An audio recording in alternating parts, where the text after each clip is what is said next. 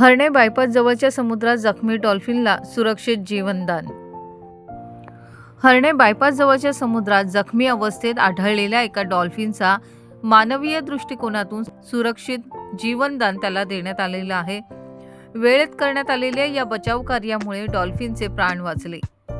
समुद्र किनाऱ्याजवळ डॉल्फिन जखमी अवस्थेत असल्याचे निदर्शनास येताच स्थानिक नागरिकांनी तात्काळ मदतीसाठी पुढाकार घेतला।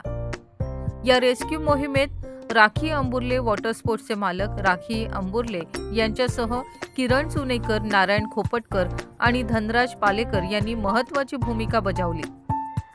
डॉल्फिनच्या शरीरावर जखमा आढळून आल्याने अत्यंत काळजीपूर्वक त्याला पाण्यातून बाहेर काढत प्राथमिक स्वरूपाची मदत त्याला देण्यात आली आणि त्यानंतर डॉल्फिनला सुरक्षितरित्या पुन्हा समुद्रात सोडण्यात आले। या तातडीच्या आणि संवेदनशील रेस्क्यूमुळे सागरी जीवसृष्टीच्या संरक्षणाबाबत सकारात्मक संदेश समाजात गेला असून रेस्क्यू करणाऱ्या सर्वांचेच परिसरातून कौतुक होत आहे।